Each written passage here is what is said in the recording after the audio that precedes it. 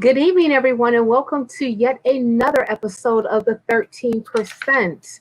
We are your hosts, Cynthia McDonald and Arthur Ward. Good evening, Arthur. How are you? Good evening. I'm just fine tonight. I'm excited because this is my favorite subject that we're going to cover tonight. Yes, I know. You've been beating this drum for a long time Long now, sir. time. A long time.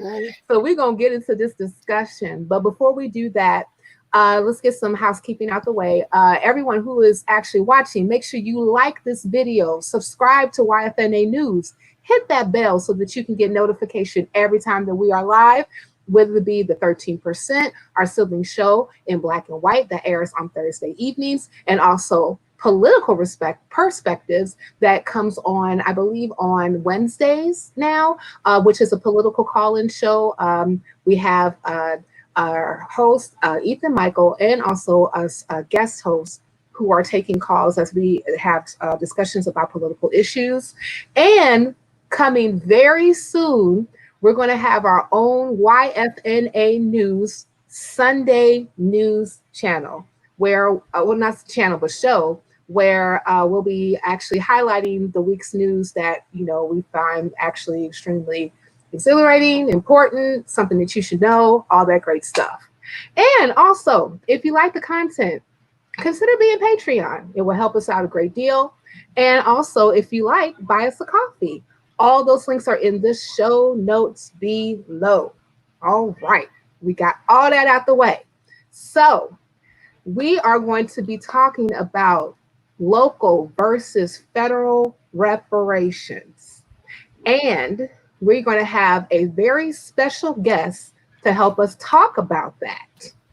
We are bringing on Marlon Watson, president of ADOS Chicago. Welcome. What's up? How you doing? What up, y'all? Can y'all see my hat? Yeah, we can see. Yeah, we can see all that. Yeah. All right. Yeah, everybody, that was water he was drinking, not vodka or nothing. Well, it was water bottle. It was in a water bottle. Well, we not gonna fault you for getting your libations early, Marlon. Not at all. But before we get into this discussion, Marlon, why don't you go ahead and just give us a little background about yourself? Who you be? I be ADOS. That's who I be okay. first. Okay. And as you said, I'm the president of ADOS Chicago. A retired Air Force veteran. And that's it. That's all I do. What I do.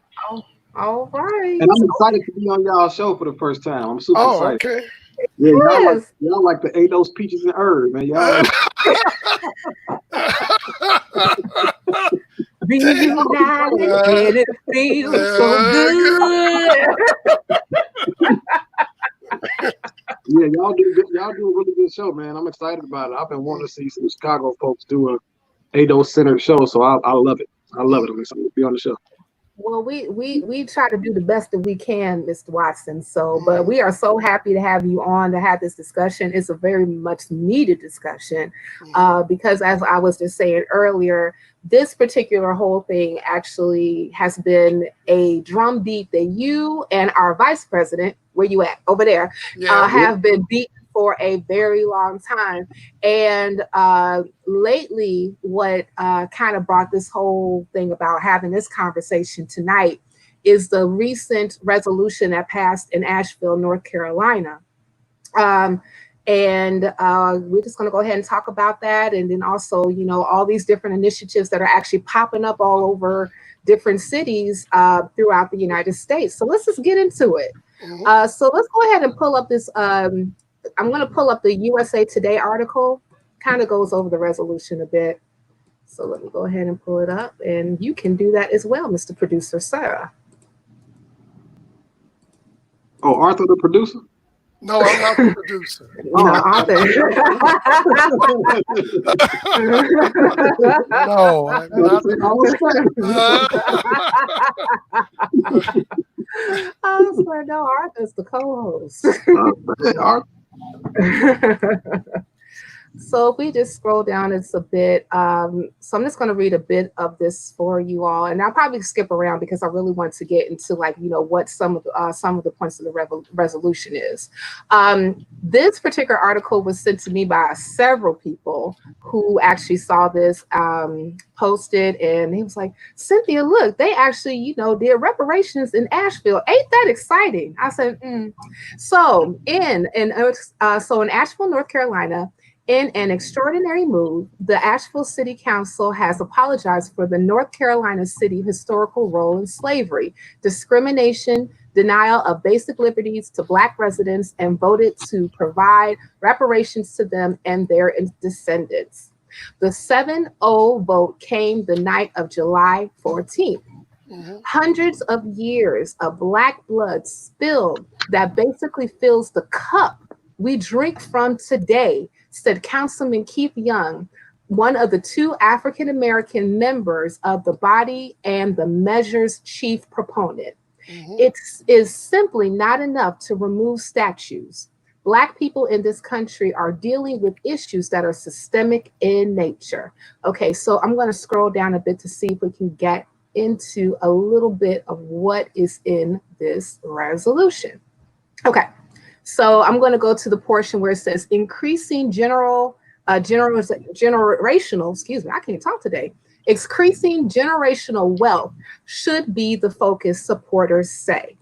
The resolution calls on the city to create a community reparations commission, inviting community groups and other local governments to join.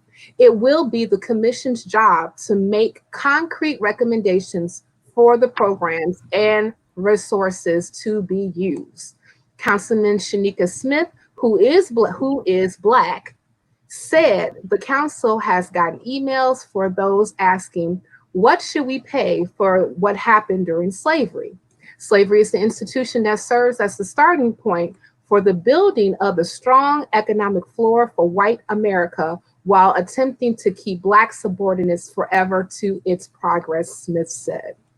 Okay, so let me see here, because I really want to get into the measures. Okay, so let's see.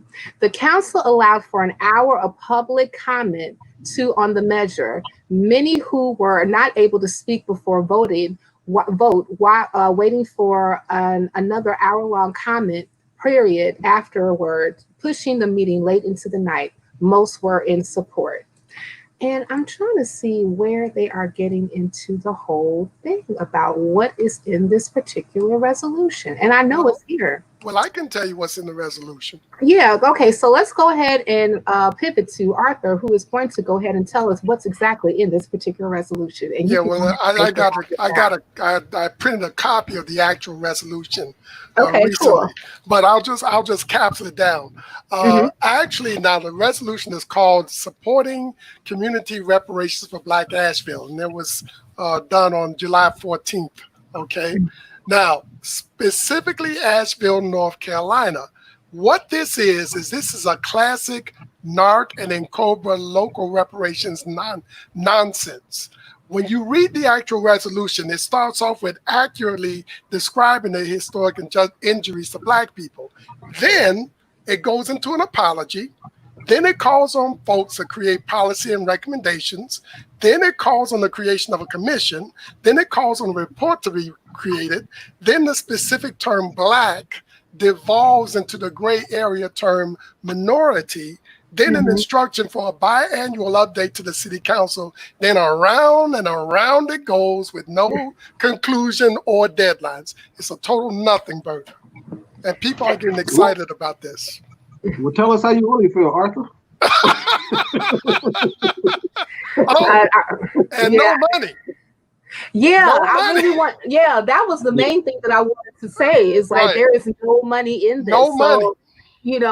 So can you kind of go through the resolution on some of the things that they were actually highlighting? I think that they were talking about certain initiatives like housing. No, they're not talking about any initiatives. The thing they were talking about was that they gave the first page of the thing gives a list of what we were denied.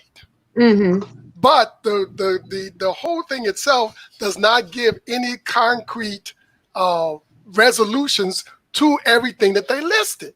The only thing that it goes to is the creation of commissions and reports and all this stuff. No money. And then once the thing goes from black to minorities, I said, "Oh boy, here we go."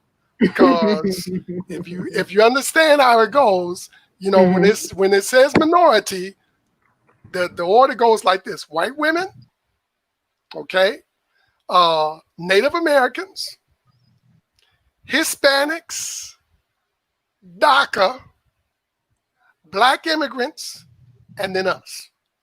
That's how it goes. That's the order. Again, hey, you need to make a chart with that order and put that out. That's terrible.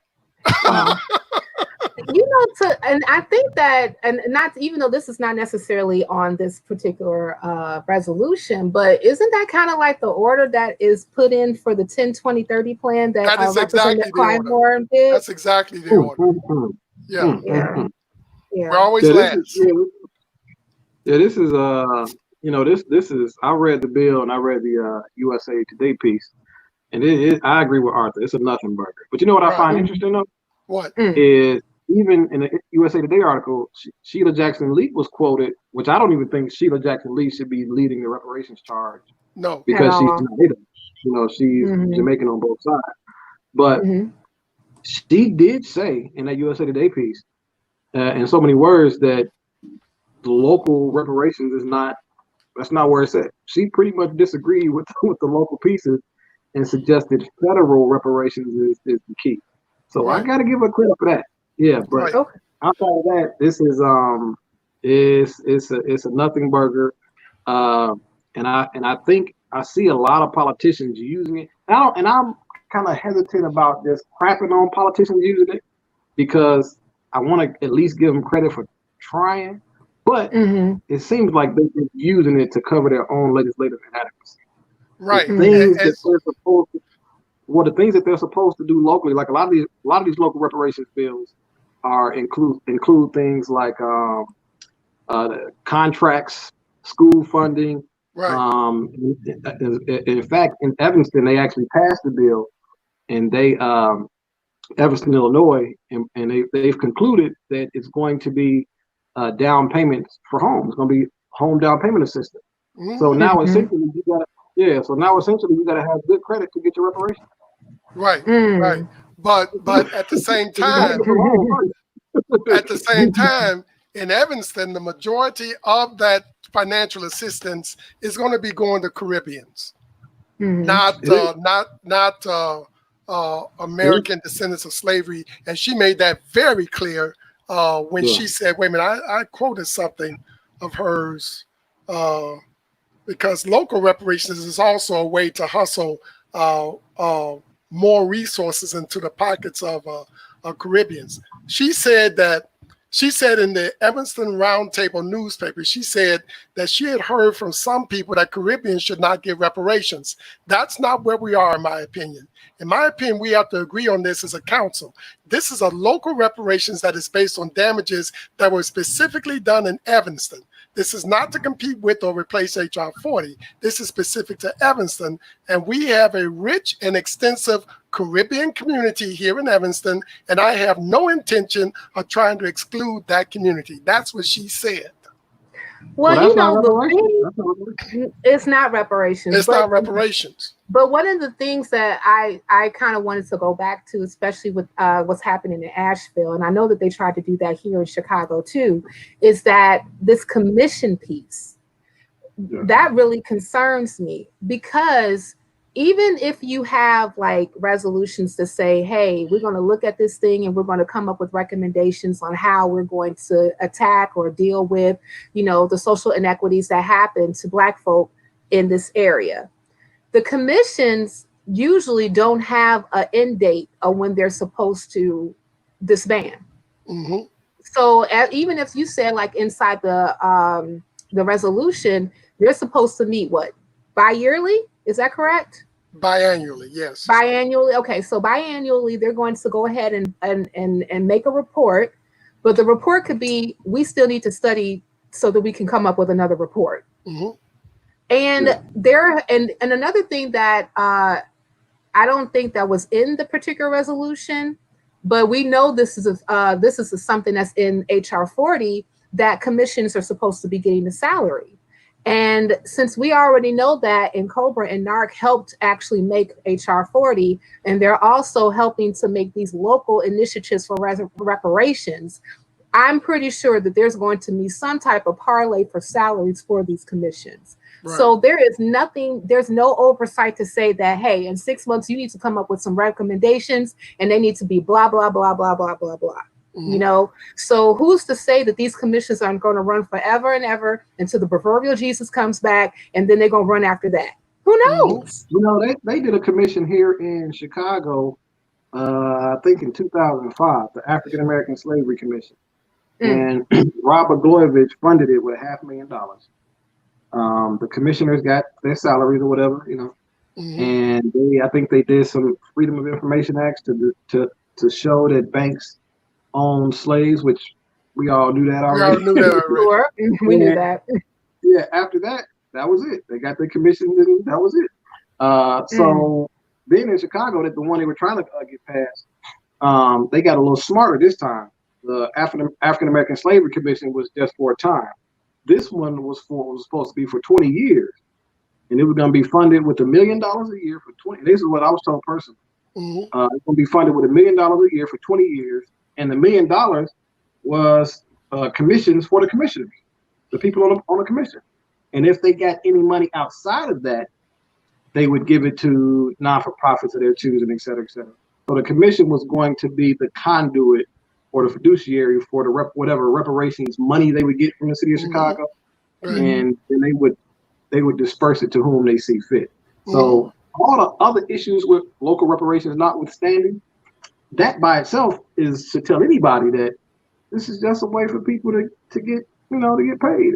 Right. That we've seen this train before, and anybody that's serious about reparations, like I said, the other stuff related to local reparations we can get into, but just that piece alone, as Cynthia's talking about, it's the commission piece where people are actually getting paid to study what we already know.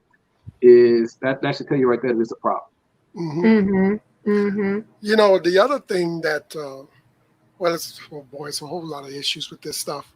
I think that because of the fact that we've been deprived as a people for so long, and we ran around hungry, that anything that looks like any kind of progress as far as possibly getting some kind of resources in our pockets, we're going to jump on. You know, oh, they're doing something. And not understanding the long game. The thing that I am most worried about is the long game with local reparations. And this is,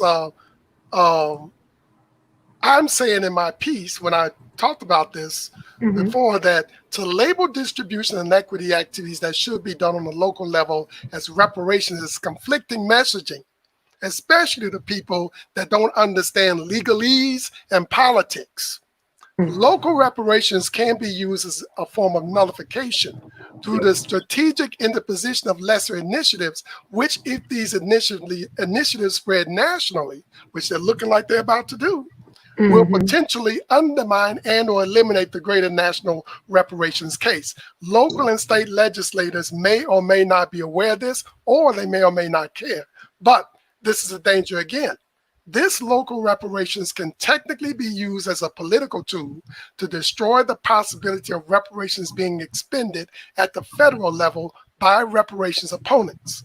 One possibility is that the federal government could reduce this demand to a states' rights issue, since local and state monies necessarily and substantially come directly from the federal government, and federal government, no matter where it goes, who gets it, or how it's used, is always differentiated as federal money. Excellent. Yes. That's excellent. I try to get people to look at reparations as money for a lawsuit, for an injury. Yeah. Look at it as, because that's what it is. It's money for the injury. And there's two things with that. If it's money for an injury, which it is, whenever you're harmed, locally by, let's say, by a global corporation, by a large corporation. Let's say Walgreens, for instance. You don't, if you slip and fall at Walgreens, you don't sue the local Walgreens. Right. You sue the corporate Walgreens. Any lawyer worth his or her salt tells you that. That's the first piece to it. And the second thing I try to get people to understand is, again, look at it like it's a, look at it. Let's say I give you an analogy. Let's say I worked for Amazon and I was injured at Amazon, right? And I go to court and the judge agrees that I was injured and the judge awards me a settlement. And the judge says, okay, you got your settlement. Amazon's going to pay you your settlement. Now, I still work at Amazon. You know, you can't fire me. I still work there. Okay. And Amazon agrees. Everybody signed the paperwork. We good. So I go back to work. And the next Friday, I get my paycheck. And I see my salary. And next to it, it says payment for lawsuit. Like, nah. No. No. So what these local initiatives could do is it's kind of setting it up where they can give us stuff that the state, city, and county is already supposed to give you as a resident, right? And call that reparation. It's just like that paycheck. You know, my paycheck is what I get for working every 5 days a week, 40 hours, whatever it is. And now when you get the lawsuit, you make my paycheck my lawsuit payment. Nah, that's something different. So the state is supposed to give you contracts as a community of the particular state. They're supposed to give you funding for your schools and institutions. They're supposed. I was reading a North Carolina piece, and they talked about helping citizens in North Carolina, Black citizens in North Carolina, with buying homes and buying businesses. Well, the state is supposed to do that if you're a resident. Right. Anyway. If you're a taxpaying citizen, you're supposed to get those things from the state. And so they're setting it up to make the things you're supposed to get reparations. And reparations is supposed to be on top of that. Right. Now, any local reparations initiatives, task force, commission, whatever, if they don't conclude, if they say they're studying into whatever they want to call it, if it doesn't conclude that the federal government of the United States of America should pay the debt of reparations to descendants of American slavery, then I would tell anybody to reject it. I would tell anybody to reject it. And I hear a lot of people saying, well, we're going to do bills and we're going to put in the bill that this doesn't supersede anything that comes from the state or from the federal government. Well, it just don't do it. Don't do it. And you know what? And the other thing that people don't realize, the languages that we use is very, very critical. Yes. And this is not, understand this, Black people, this is not a civil rights movement. It's not civil rights. Okay. This is not about individual towns having civil rights victories and its influence in the nation. This is not what this is money. Okay. That's right. It's because it's about money that the first domino, if we really are serious about reparation, that has to fall is the federal government. Why is that? I'll tell you why. This is not to say that state and local reparations are not possible or viable or owed, but there's a way to do it. There's a difference between going directly to a city, by yourself, and then they're able to work you the way that they're working people in Evanston and in Asheville. But if you have the federal level fall first, there will be provisions created so that the federal government gives you extractive power of sub-federal entities like states and cities. So in other words, now, if you go to this state by yourself, let's say it's a hypothetical $1,000 that this city owes in reparations because of stuff that they've done to Black people in the past. What they'll do is exactly what they've done. They'll keep the $1,000 and then take $1 out, and that dollar is designated federal money, dissipate this dollar into programs and all these other things. And you know what happens? You get nothing. And you've agreed upon it. You've agreed on it. things have been signed, legislation has been passed. And you know what? Once that happens, the federal government said, well, I can step over this because you've already agreed to it from here. Exactly. You understand what I'm saying? Exactly. So people are not understanding the game here. This is not civil rights. Yeah, I think people just get excited, like you said earlier, Arthur. We've just been so starved for so long. Yeah. And I think people just get excited when you hear reparations. You could just people just could put it on anything and get excited about it. Right. And in the words of Dr. Darity says we got to be resolute in this regard. Exactly. If it's not payment from the federal government, reject it. Reject it. Don't try to fix it and make it. This is not going to supersede anything from the federal government.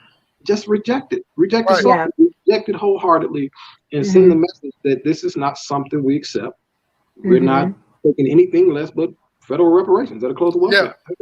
And to even to piggyback on what you just said, Arthur, concerning civil rights. I mean, to be honest, we had that movement already, and we have laws like that already. The only thing that civil rights laws need to be is just enforced, like the Civil Rights Act of 1866, the Civil Rights Act of 1964, Voting Rights Act of 1965, Fair Housing Act of 1968.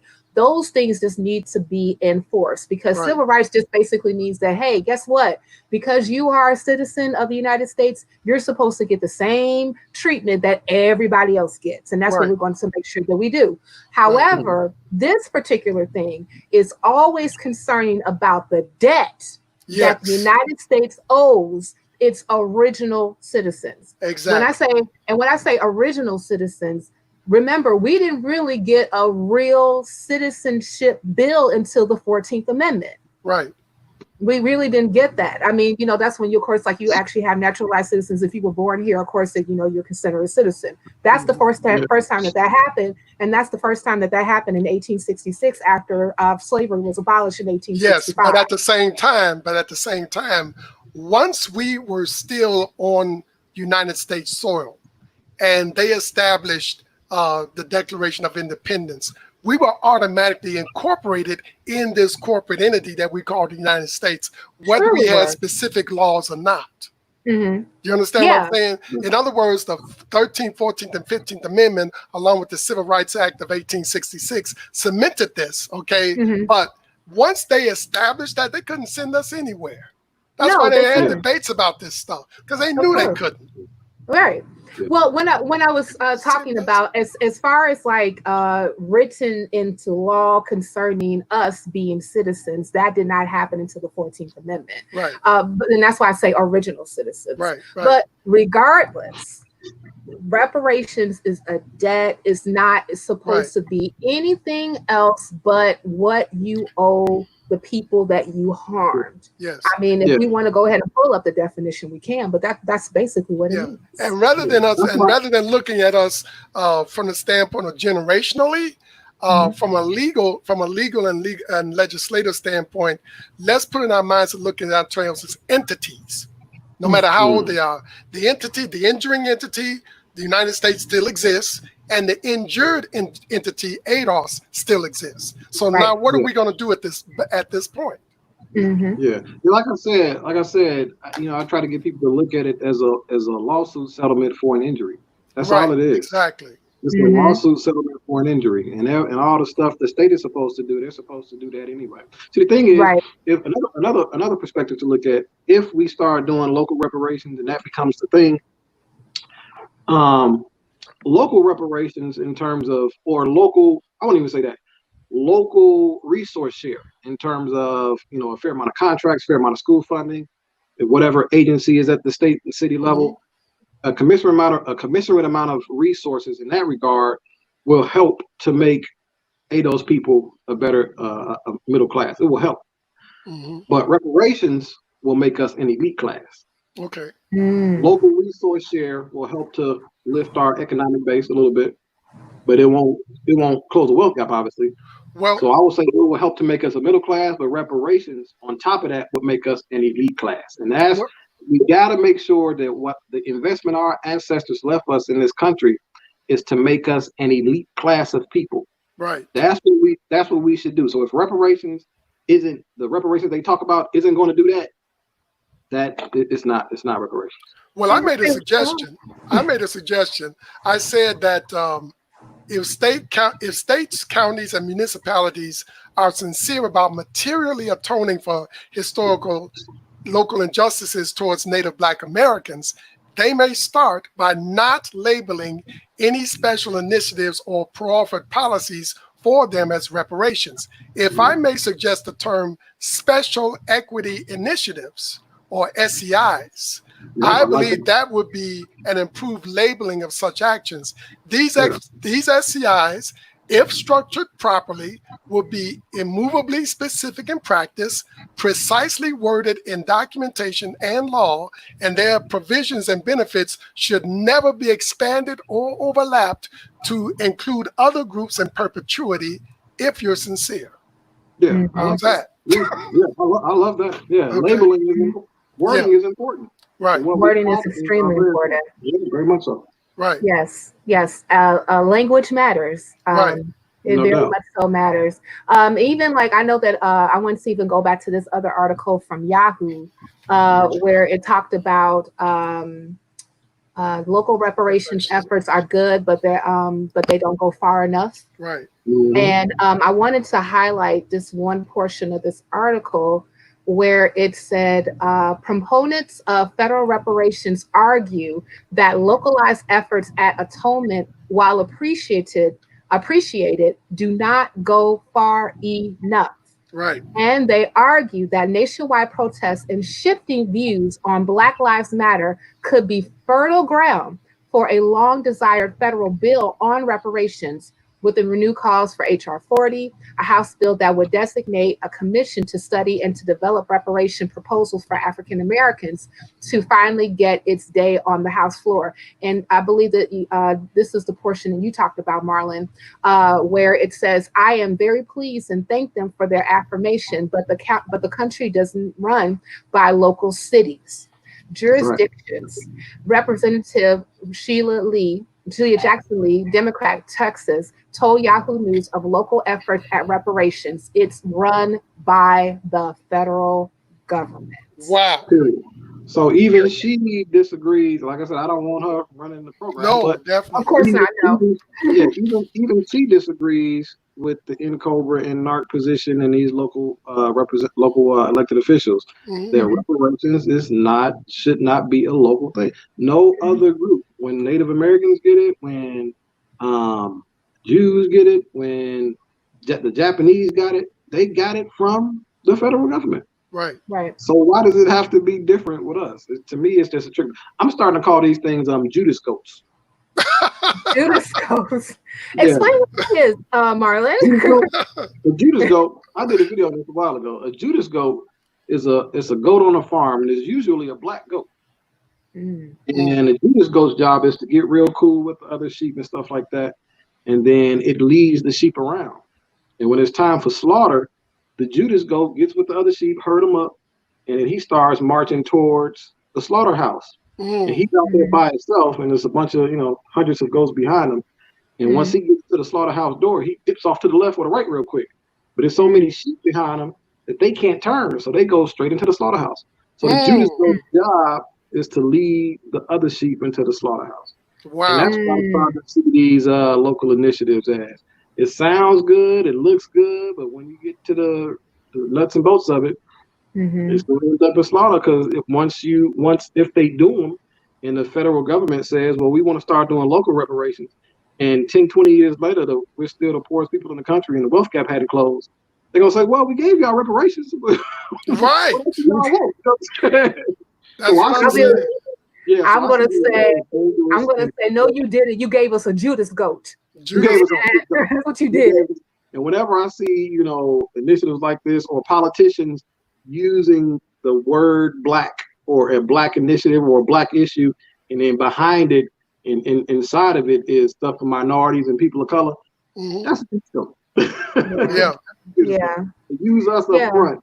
And then everybody else come behind and we get led to the slaughter. Yeah, I was just telling this to Arthur last night. I said, it's kind of funny. Every time that we actually speak on specific policies that have to do with Black people that's really just descended from chattel slavery, we get, what about this group? What about that group? Yeah. You know, I believe that Jane Elliott recently, when she was on a Zoom meeting, was like, well, yeah, she was just saying like, well, if we're talking about reparations, we got to talk about Native Americans. And then so the other guy who was like talking with her, he pushed back and he said, well, you know, well, no, they got money, they got the bills, and one of the things that, and then she said, well, have you been to a reservation? And he said, well, I've been to one before, but you know, that's besides the point. You know, if that particular group, and I don't did not, you know, for some reason did not get what they were wanting to get from their particular treaty that they had with the United States, and it's up to that group to advocate for what they're wanting. Sure. But if we're talking about something specifically for Black, we should talk specifically about that. And I would even say this, and I said this to a coworker as well, when it comes to, you know, other groups, initiatives or anything that they're trying to push for. I said, I don't ever feel comfortable speaking for another person's needs.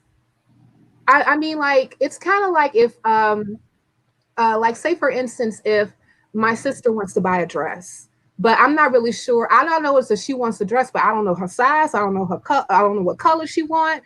I don't know none of that. You know, but I go to the store and get it for her anyway. She'd be like, this is the most horrible thing that I ever seen in my life. Why'd you buy this for me? You know, I said, well, you said you wanted a dress. I said, but who said I wanted that dress? You know why you don't speak on other people's issues? You know why? Why? Because you're respectful. Right. That too.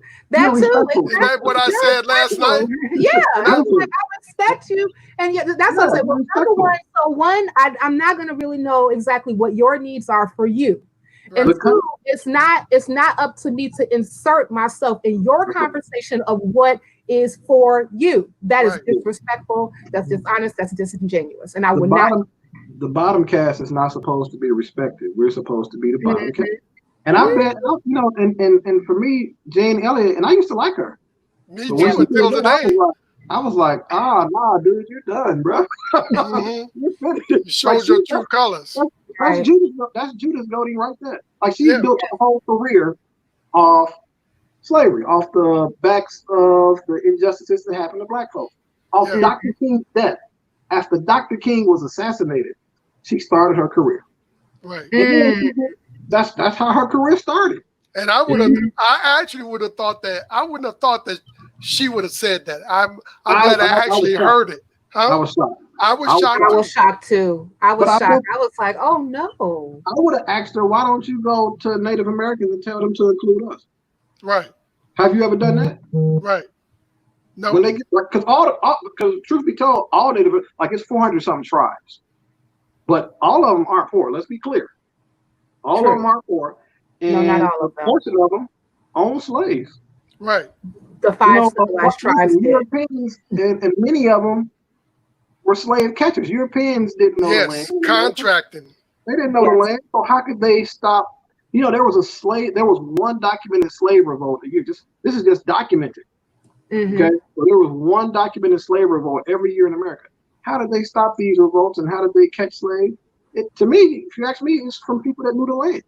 Right, so Native Americans were slave catchers. Some of them, some of them owned slaves. So how do you now tell me that many of them are white? We know the $5 Indian. Right. We know that story. Many of them are white. House rolls, yeah. Exactly. So it just blows my mind. Yeah. That whenever it's our turn, everybody want a piece. Right. Yeah. I mean, my whole thing is like, listen, I'm going to respect everybody and realize that all of us are humans, need certain things on this planet, no matter where you reside.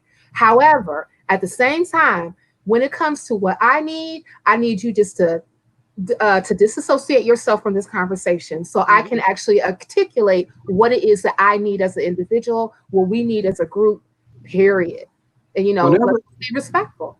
Whenever you see, like, whenever they sign treaties with Native American tribes, you know, they do the photo ops and stuff like that. And on the photo ops, all you see are Native Americans in their traditional car. That's right. That's true. That's all you see. You don't see no black. That's all you see. But when it's our turn, you know, and you gotta deal with this crap. because we're supposed to be the bottom. We're supposed to be the bottom of the country. And when people do that, that's what they're telling you. You're supposed to be the bottom. You're supposed to be the bottom. I wanted to ask Ethan, can you highlight this particular question? It came from Luckman Taylor in Facebook. It said, hello, ADOS family. Any thoughts on Tom Steyer working with Sheila Jackson Lee on HR 40? Much appreciated. Everyone, and you all have your thoughts on that? Yeah, I didn't know Tom Steyer was actually working with her. Me either, but they're both out, working on a zero. So I don't even see why they're wasting their time with it. What they need to do with HR 40 is just trash it. Yeah. And let's start over with the right people putting it together. Or at least put Dr. Darity's edits. Yeah. One of the two. Right. One of the two. One of the two. Yeah. One of the two. The hashtag, everybody, if you want to use it, HR 40, edit or die. Edit or die. Right. Edit or die. Right now it's just, it's not doing well. Yeah, it's just a trick bag, and it's just there. Like I say, commissions are for commissions. Right. And the HR 40 bill has I think a $12 million slush fund in there, which will go to the commissioner. Right. Yeah. Like Yvette Carnell said on one of her recent shows, take away the commissions for these commissions and see who sticks around. Right. Mm-hmm. Get rid of those commissions and see who sticks around. So I agree. Either trash it or put the edits in there, and then let's get serious about it. I'm gonna tell you something else I thought about too. Me and Arthur talked about this a while ago, and he disagreed with me. But I want to see what you guys think. Reparations, and I'm just, this is fantasy. Okay. Reparations by executive order. Reparations by executive order. Yeah. Just thinking out loud. Emancipation Proclamation was, it was executive order. Because Abraham Lincoln knew it wouldn't pass through the House of the Senate. Yeah, but see, you don't forget, Marlon, the Emancipation Proclamation was done under war powers. Right, true. Okay. But just thinking out loud, it's different. If now I don't know with executive orders, like if they pass related to money, do you still need the Senate and the House to fund whatever program? You need the House. Yes, you still need the House to fund. The House always has the power of the purse. Oh, okay. And another thing that you have to keep in mind too, when it comes with executive orders, and we saw this with this administration. Mm-hmm. When you put forth an executive order, let's say, for instance, what Obama did with DACA, and with a few other executive orders, Trump's number one goal was to get rid of everything that Obama did. Right. Oftentimes, they can rescind executive orders as soon as a new administration comes in. Right. And we already know that reparations is going to be, it's a multi-generational initiative. Right. Well, see, that's the thing. If Democrats actually gave a shit, yeah, and they did it by executive order, all the details, I don't know all the details, but if they did, that would, they say, I forget was it Lyndon Baines Johnson or whoever said, if I do civil rights or whatever it is, I'll have these N-words voting for me for the next 50 years. Yes. Not only would Democrats have us voting for them for the next 3 or 4 generations, they'd have all black people. You had little babies out here trying to vote. I want to vote. Yeah. Yeah. Yeah. We'll be fighting like you to make the Senate, get the Senate to be blue, just so we can get our check. You know what I'm saying? Yeah. So I'm just saying long-term thinking, they have us sold up for the next 200 years. See, and it's because of the fact that the House having the power of the purse that Obama could not do through executive order Obamacare. Otherwise, he would have. Right. Yeah. Right. He was going to go through all that mess. Because in actuality, and I don't know the particulars, but I don't necessarily think that there's a money assignment to DACA, if I'm not mistaken. I don't think it is either.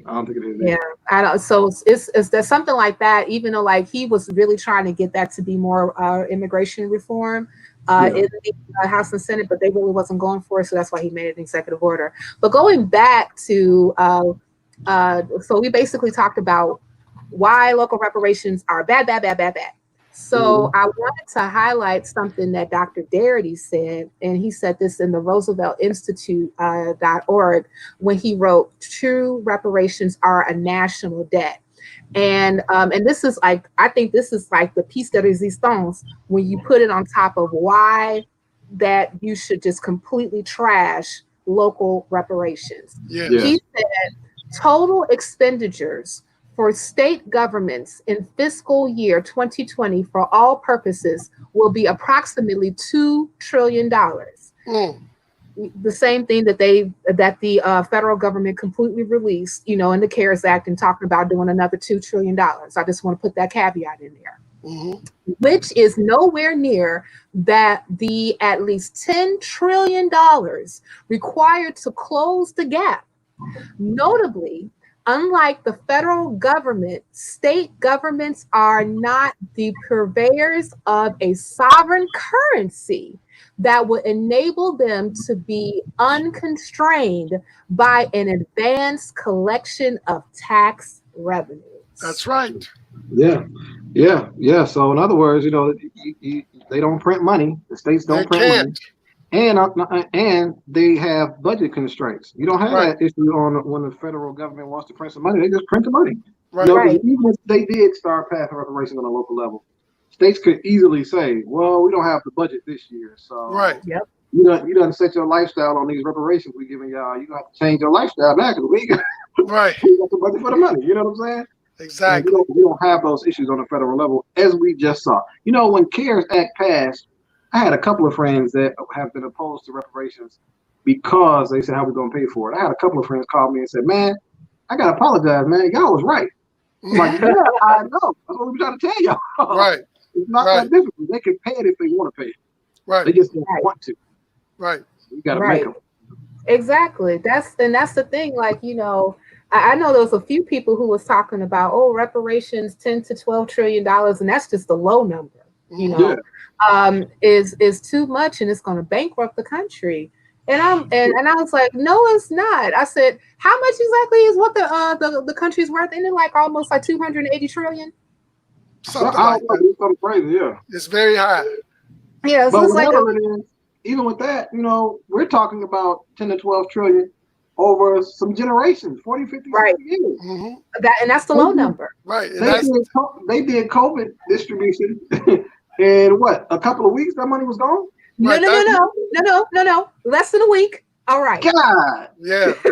That's why I was talking about 100 trillion. We're talking about generation. Like, I get mine now. If I had kids, when my kids get 18. Right.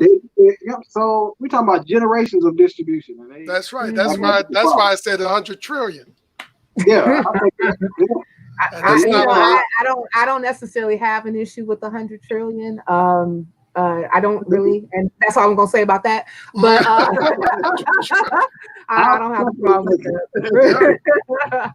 I gotta bring up another point on that real quick. I know you just joked. Well, I know Arthur's not joking, but I've seen an article just recently, and they said 6 quadrillion or something. Whoa. Yeah, something. Yeah, and it was designed to make it seem unreasonable. You know what I'm saying? Like, so I just caution people against that, because they'll do that on purpose. Oh, we can pay reparations, but it's going to cost $50 quadrillion. Yeah. 50 trillion. This is not a word, people. Stop it. Yeah, right. This is not for real. But see, again, it's still, even at 100 trillion, it's not all cash. Because one component, the way I'm thinking about it, is being exempt from federal and state income taxes. That's not print money. No, I want to pay taxes. I want to pay taxes. I want to pay taxes. In my no, I said no. I said federal and state income taxes. I didn't say not paying local taxes because I want those taxes because they take care of water lines, sewer lines. Yeah, the local taxes. But federal and state, no, we should be exempt from that shit for a while.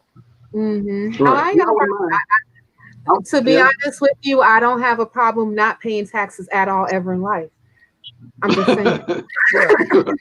And besides, the money is going to go back into the economy anyway. That's true. Right. Right. That is very true. So let's pivot a bit. So, let's really talk about, because we already established that, these particular local initiatives are trick bags. They're not really designed to, it looks nice on paper with flowery language, but it's really a nothing burger. It's nothing. And also, we also established that, reparations is also supposed to be a national debt to American descendants of slavery, and it is supposed to be done on the federal level legislatively. So we've established that as well. So going back to one of your points that you made, Arthur, and I really want you to specifically talk about this, Marlon, is what does local equity look like? Arthur, you had a very nice acronym I really, really like. What did you call it? SEIs? Yeah, Special Equity Initiatives. Right, SEIs. So what does SEIs or Special Equity Initiatives look like, Marlon? So local equity, and this is the first time I'm hearing that. I read the article. This is my first time hearing Arthur actually say that, and I love it.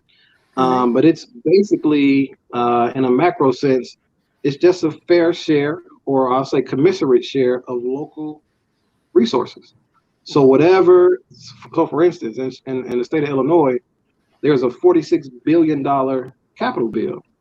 And every dollar that comes from the state comes from that capital bill. And it goes through all the different agencies, whether it's public education, healthcare, housing, whatever agencies exist on the state level. I think it's like 7 or 8 different agencies. They get their money from that capital bill. And then those agencies distribute it through their local officials into different communities and neighborhoods. Local equity would look like if Black people are, or say those people are, and I think we're about 15% of the state population in the state of Illinois. Local equity would mean we would get at least 15% of that distribution. When you look at state contracts in the city of Chicago, we are 30+% of the city. And I think maybe 32, 33%, and maybe 30, 28, 29% of that is ADOS. And we get maybe, I don't know, 5 or 6% of the contracts, state. I think it's like 2%. Isn't it about 2% actually? Yeah, that's what I think. I wouldn't be surprised. So local equity, or as Arthur says, the SEIs would look like we would get a commensurate share, meaning if we're 28% of the city, they would work to get us at least 28% of the city contracts. Right. And those are really good paying jobs where people make $50, $60, $70 an hour. But to do that, we would have to do something to include us in the unions, because we only make up maybe 2% of the unions, because you have to be in a union to work on the city contract. And so that's what local equity looks like. Another thing that local equity could look like is distribution and school funding. For instance, in the city of Chicago, 90% of the white student population goes to private school. 10% go to public school. Yet 50% of the teacher force in Chicago public schools are white teachers. Right. We're 30% of the student body, yet we're only like 20% of the teaching body. And staff. Yeah, but at the same time, Marlon, SEIs would not be community-wide. I mean, I said that, remember I brought up the concept of separate file? Remember when I was talking about separate file? I said SEIs would be and remain in a separate file, so to speak. Terms that should not be used in these initiatives would include Black, African Americans, minorities, and people of color. And the newest inclusivity to nothingness term that should not be used as BIPOC, or Black, Indigenous, and people of color. Don't use those terms, but terms like American descendants of slavery, Native Black Americans, descendants of American slavery, and foundation of Black Americans should be used. All of those would be fine. Well, that's what I'm saying. So on a local level, that's what equity would look like. Whatever our share is on the city, county, and state level, we should. The city, county, and state should work to get us at least that. Right. You know, that's what equity would look like: a commensurate amount of local resource share on a state, county, and city level. And again, that would help with our economic position to a small degree, but reparations on top of that would make us an elite class. So exactly. So it's basically local equity would be whatever your population share is for this particular group, it should be the local resources should be shared in that particular regard. Right. Yeah, the state, county, and city should work towards that end. That should be the goal. So let's talk about some of the other things that I know that you are working on, and and also with ADOS Chicago, concerning local equity. Can we talk about like some of the things that you are pushing for, that the group is pushing for, as far as like initiatives are concerned? Yes, a couple things we're doing in terms of equity. Pre-COVID, we were working on an identity piece, which would carve out a space in state law for descendants of American slavery. And behind that, we had some shell bills that we were looking to put together after the identity piece would have passed. We had some shell bills that would carve out equity, a commensurate amount of equity for that particular group of people. And so if anybody has ever did anything legislatively, that's an arduous process. You got to get a bill created, and you got to get a sponsor, and you got to get a co-sponsor, then you got to get it in the committee, then you got to get it voted out of the committee, then you got to go to a full House vote, then you got to take it to the Senate, do the same thing, then you got to take it to the executive and have the executive, whether it be the mayor or the governor, sign it. That's the typical process. Well, now in COVID and the emergency situations we are in, we're working on an executive order right now called the Rapid Relief Executive Order for Black citizens in Illinois. And if that executive order is signed, it's on a state level, what it would do is it would immediately form a Black task force. And that Black task force would meet with all of J.B. Pritzker's agency heads. And that parks us right in the front room of the Capitol bill. And then with those agency heads, we begin to make recommendations on where the money from the Capitol bill goes. And being that if the executive order has the power of the executor behind it, and that makes it a lot easier, in my opinion, to get the bills we're trying to get done on a state level done, as opposed to me, it's like a backdoor to getting that done. And so just like with the reparations piece, where I was suggesting reparations by executive order, if the governor is smart and he wants to be governor for a long time, well, put this in place so Black folk will make sure to keep you as the governor, so we can keep this executive order in place, so we can keep getting our local share. And so then you get to legislate it kind of backwards. You get to legislate it in office after the executive order is signed. So that's one piece we're working on. Second piece ADOS Chicago is working on is making violence a health crisis, deeming violence a health crisis in the state of Illinois. And it's already a resolution that Pastor Anthony Williams has gotten passed. It's House Resolution 0433, and it categorizes violence as a health crisis. It's a disease, but not a contagion, meaning it's not a genetic thing, but it's a disease. And whenever you have a disease on a state, city, and on local levels, you get money to help with resources to deal with that issue. So if the resolution is turned into a bill, it would automatically direct a lot of funding towards mental health in our community, conflict resolution, and things like that. And so that's another piece we're working on. And this bill particularly is not just a Black bill. It's not just an ADOS bill. Violence is a health crisis in everywhere. Violence is pandemic, particularly in the United States of America. So this is not something that would just benefit ADOS people and Black people. It would benefit the state of Illinois. Yeah. It would benefit the state of Illinois. So any community that's dealing with violence, which all communities do, this would be something that would help those communities. So this would help that. And so those are the two pieces we're working on. Pastor Williams is actually about to stage a demonstration out in front of the funeral home where the 15 people were shot this past weekend. Yeah. He's gonna pitch a tent for peace out there. He's gonna be out there. He's gonna do a hunger strike, and so we shall see. We're gonna support him, and see how this thing works. But he's ready to take it to another level, because a lot of people don't know Pastor Williams lost a son to gun violence. Right. Yeah. Son of gun violence. And the resolution that passed was in his honor. But as we all know, resolutions they're just state. But turning it into a bill would again it would direct resources to that particular issue. So those are the two things we're working on, and obviously federal reparations on the federal. Of course, always. I want Always. to make everyone aware of this joint that I have up here. I want one. Yeah, I know. We'll work on that. We're going to work on that. I want to shout out to the Be the Power team for coming up with that particular term, reparationist. And matter of fact, in the chat, like we always like chant towards the end, I am a reparationist, which is taking abolitionists, like when people were in favor of abolishing slavery and working towards that goal. Now we're going to take that particular movement and move it to the reparationist movement. People who are in favor of paying the federal government paying reparations to the American descendants of slavery. And guess what? Anybody can be a reparationist. I love it.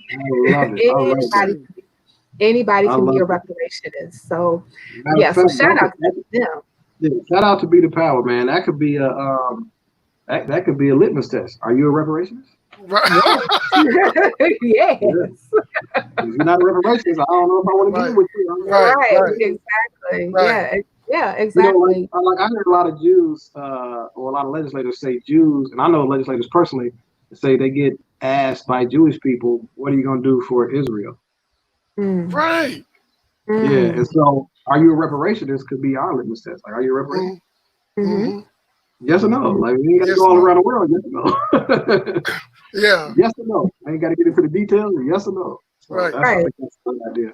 Exactly. And I was like, yes, I am. Can you tell me more? Sure. Go to ados101.com for more.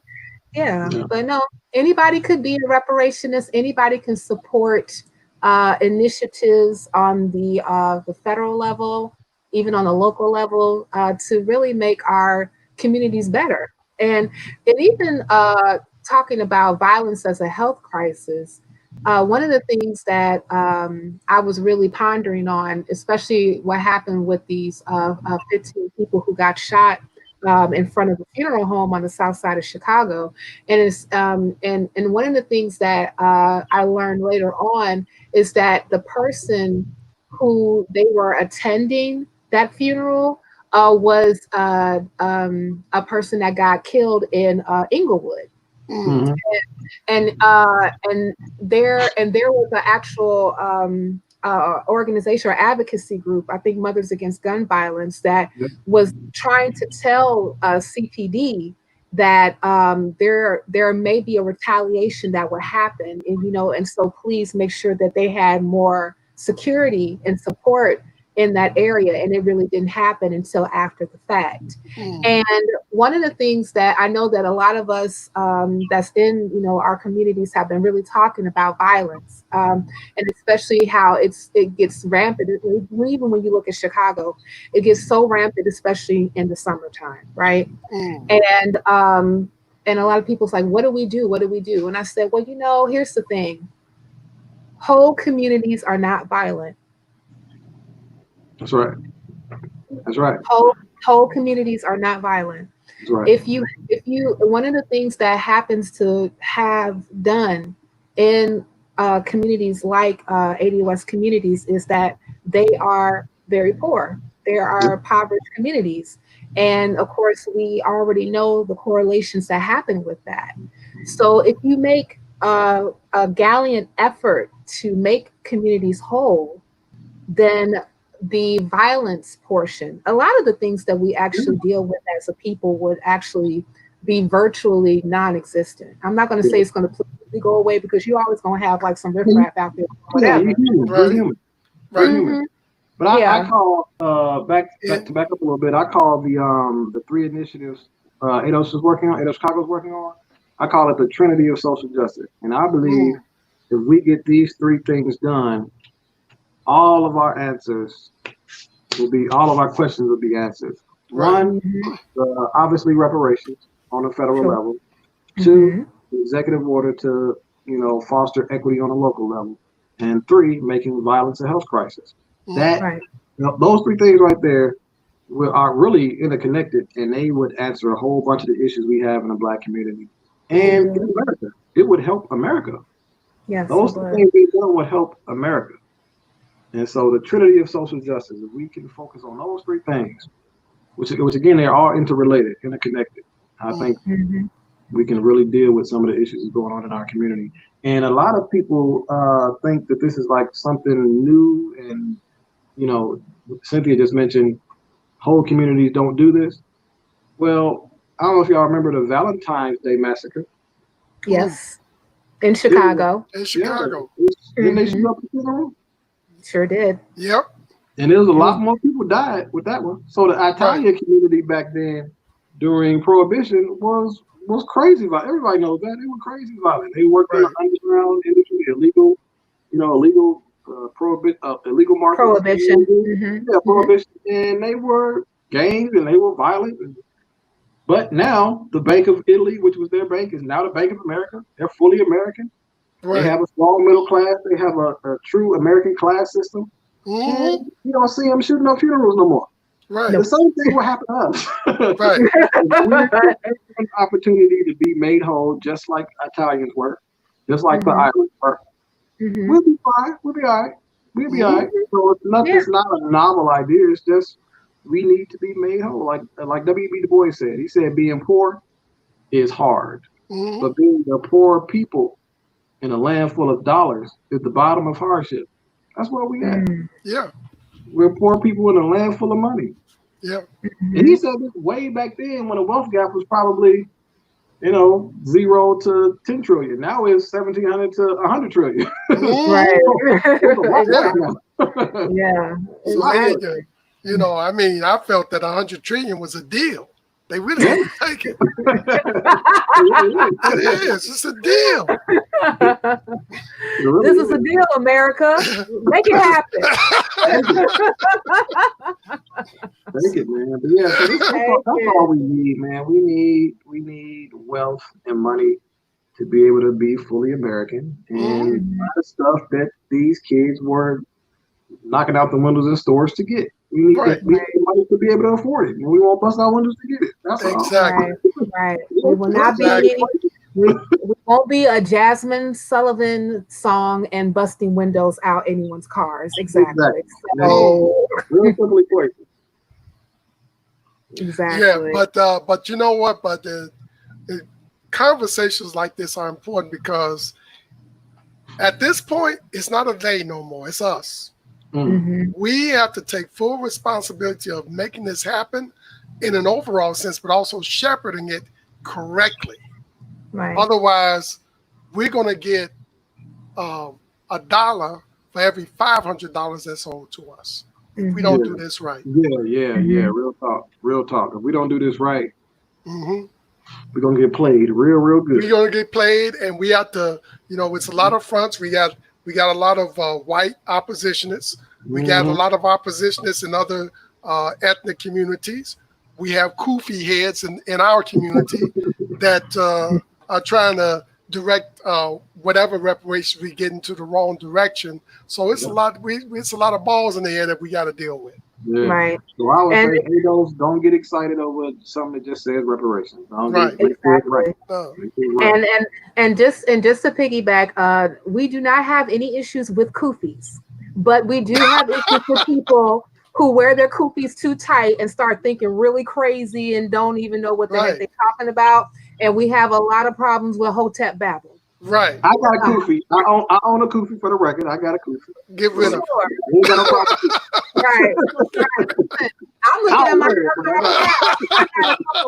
I think I got a couple of kufis. I think I got a little kente cloth. I'm pretty sure it's all that in there. Yeah. I got in my days. I could never wear the shikis. Well, I mean, after I got the lesson about where dashikis came from, I'm not gonna lie, I did give them away. But the Kente stuff I paid too much money for. I'm not giving that. But in all retrospect, people, let's just be clear. As Arthur just said it, Marlon just said it. Like, we have to be very cautious about a lot of these particular initiatives that people are just throwing at us, and we have to also realize that this is an election year. And next week, we're going to go over the DNC's platform that they just released before their actual convention. So we're really going to go through that with a fine-tooth comb. Yeah. And we have to understand, since it is election year, oftentimes you're going to have different things pop up and talking points and all types of stuff that's going to come to our particular group, because they know that the Black vote has always been the outlier group. And when we show up in large amounts, that's the person who normally wins. I mean, we saw that with Obama. Like, we came out in droves. Like, we was picking people up. Like, you voting? You better come on in this car. We about to go right now. You know what I'm saying? Like, we made it an effort for that to happen, and he ended up winning twice. And it was because of our support. So, and even Joe Biden said that. He said that he knew that he could not win the presidency without the Black vote. He said that. But in that particular vein, we gotta also understand that they're going to be throwing out all types of policies in front of us to say, hey, don't that sound good? But it don't amount to nothing. Right. If it don't make dollars, it don't make sense. Right. So yeah, we have to be very vigilant to read between the lines, learn language, and I mean, even if you can get like a rudimentary legalese so that you can really understand what a lot of this stuff is, then you'll be like, you know what? I don't necessarily think that this is going to be something that's good for myself or the community. Right. So, and we also have to be very vigilant in advocating for ourselves so that we can actually get the things that we really need for our communities, and so that, again, we can be a whole people. Yes. So wow, that's all I got to say about that. What a speech! Thank you. Thank you. Drop the mic. Drop the mic. I was going to invite Arthur and Marlon if you wanted to give any final thoughts before we close this hole you dig out. Yeah. So I'll just say again, we got to be resolute. We got to be resolute in this fight. This is I don't think we'll ever see a moment like this, and we may never ever see a moment like this ever in the next 100 years. So this is the time to do this. This is the time to make this happen, but we got to make sure we make it happen the right way. Because as Arthur had said, if we don't, we'll get 1/5 of less than that of what we're supposed to get. Yeah, and $1 for every 500. $1 for every 500. And America will look around. We'll still be poor, complaining about being poor, and America will say, "Well, we gave you reparations, so what else do you?" So we got to make sure we do this right. Don't get all excited. I'm talking to ADOS when I say this. Don't get excited when somebody puts reparations on something. If it's not from the federal level, reject it. Just reject it. Right. All right. And folks, stop allowing yourself to be put in this trick bag by this local reparation stuff. It's a trick. Okay? You'll notice that these local reparations happen one of two ways. Either the dollars are expended in areas that don't land in your hands and then they're dissipated in some program. Or if things are expended, they go to other groups other than you, like in Evanston. Okay? It's a trick bag. Stop it, folks. Wake up. Get back on track. Let's do this properly. That's all I got to say. That's it. Well, thank you, Marlon, and thank you, Arthur, for your words. They are poignant and they are truthful. And I want to say thank you, Marlon, for coming on to the 13% this evening. It was wonderful to have you and have this conversation. Thank you to everybody in the chat that actually participated. Shout out to all y'all. you make this you make this possible for us, and we just appreciate all of your support. We share sharing the video, liking everything. We just really appreciate it. And on that note, again, make sure you guys like and subscribe to this channel. Make sure you hit the bell so that you can get notifications every time that we go live. And also make sure that if you like the content, become a Patreon. You can do it for as little as $1 a month. $1 will help us very much so make this particular channel better. And also, you can buy us a coffee. I like my coffee black, no sugar, no cream. Can I say one last thing? Yes, you can. Yeah. I want to reiterate, I really appreciate you guys doing the show. I really, really do. I've been wanting to see some folk from Chicago do an ADOS type show. So I really appreciate y'all doing it. The show is the bomb. I love it. Like I said, y'all, ate those peaches and herbs. So yes. Keep it up. I love it. I'm glad y'all doing it. Really. Well, you know, we have reunited, and it does feel so good. And right. And again, everyone, thank you. All the show notes are in below as far as like the Patreon and buy us a coffee. And again, make sure you guys tune in next week and all of other YFNA news content. And on that note, we say good night. All right. Peace.